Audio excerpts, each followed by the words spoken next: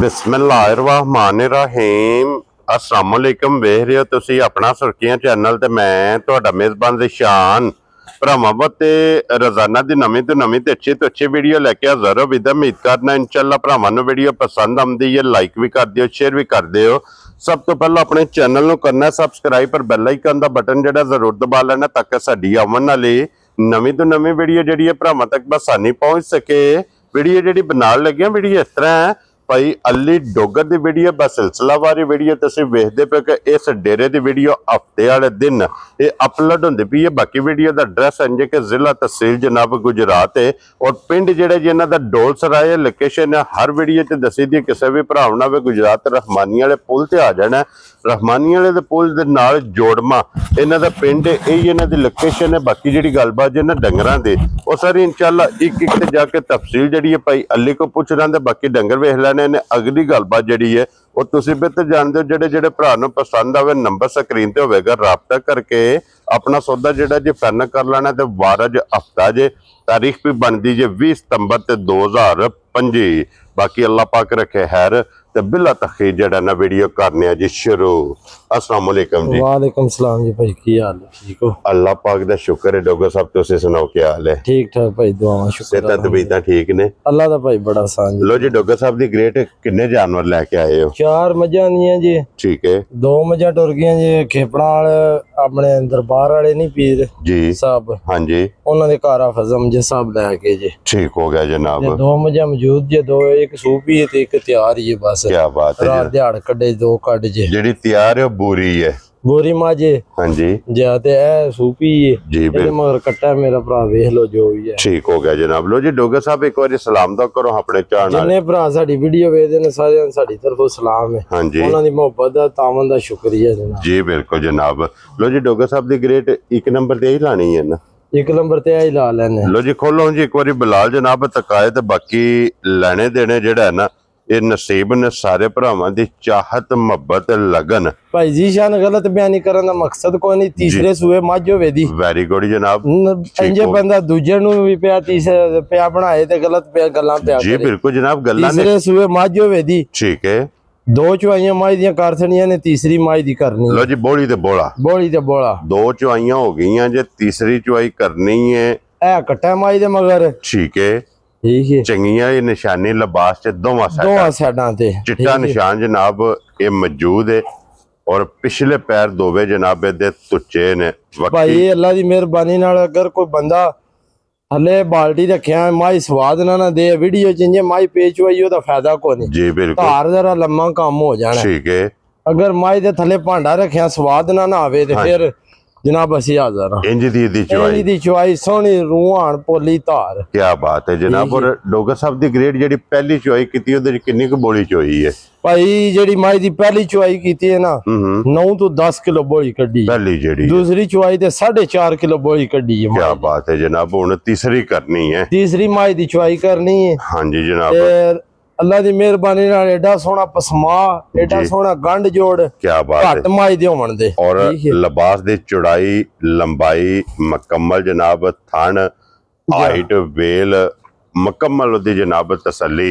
और बिलाल ने हकीकत गल है मझां जेड़ियां ने ना जी ए उतले इलाके वाल टुर जी इंज दियां मझां दा रेट ही 7-7 लाख रुपया चलदा है। ठीक हो गया जनाब। असी काम वही करना जायज रोजी है। वेरी गुड जनाब। समड़े वाला नु माई दित्ती है उन्हां नु हकीकत गल है उन्हां नु 10-15 हज़ार रुपया उत्ते बंदा रोजी देण वाला। ठीक हो गया जनाब। उन्हां नहीं लई। हाँ जी। अगू बंदे जाके पान कख ना ते सानू पे आखन लाला ही देनी है कख नहीं ते फिर ये गल ते कोई नहीं ना। जी बिल्कुल जनाब। सेवा ते मेवा हुंदा भाई लिया के इन्हां नु 100 रुपये ते देनी है ते नहीं ना। जी बिल्कुल जनाब। जिन्ना पैसे दित्ते होंदे ने उन्हां नु ते पता हुंदा के करना फायदा लेना है ना जी।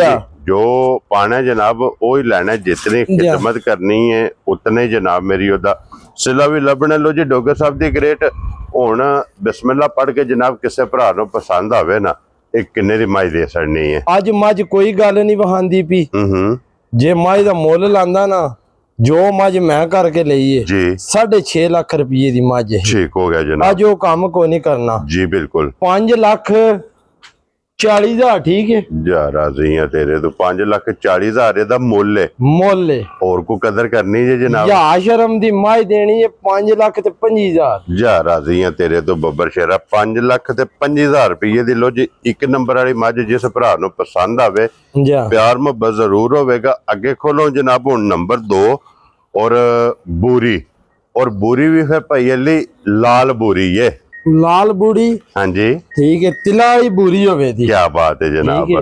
लो जी लाल बूरी ते तिल वाली ते तिल वेखने ने के पूरे जिस्म ते पूरे वजूद ते पूरा करियो जरा जी बिल्कुल पटो जी दूजन होवे दी। हाँ जी गारंटी शुदा ठीक हो गया ठीक जनाब है। जी बिल्कुल दूजन झोटी होवे दी। हाँ जी ठीक है। लो जी दूजा सुबह ते फिर रस्से दा निशान नहीं है भी झोटी पैड़े दा निशान होवे दा रस्से दा निशान नहीं जी होवे। बिल्कुल जनाब पैड़े झोटी रही है क्योंकि मुरक ते निशान नहीं मुरक दा निशान नहीं है भी बूती ते दूजा सुबह झोटी दा अड्डा अड्डी पुट्ठा लिबास थन जा माशाल्लाह जनाब झोटी दा वेखना ते इदे भी पिछले पैर दोवे तुच्चे ने भाई सफर दी थकी माजे जी ठीक है। हाँ जी ते ਅਸੀਂ ਇੰਜੇ ਸਿਫਤਾਂ ਪੇ ਕਰੀਏ हाँ जी ਇੰਜ ਹੋਇਆ ਤੇ ਇੰਜ ਹੋਇਆ जी जी ਠੀਕ ਹੈ। ठीक हो ਝੋਟੀ ਇਹ ਮਾਂ ਦੇ ਕੋਲ जी 10 ਦਿਨ ਲੈਂਦੀ ਹੈ।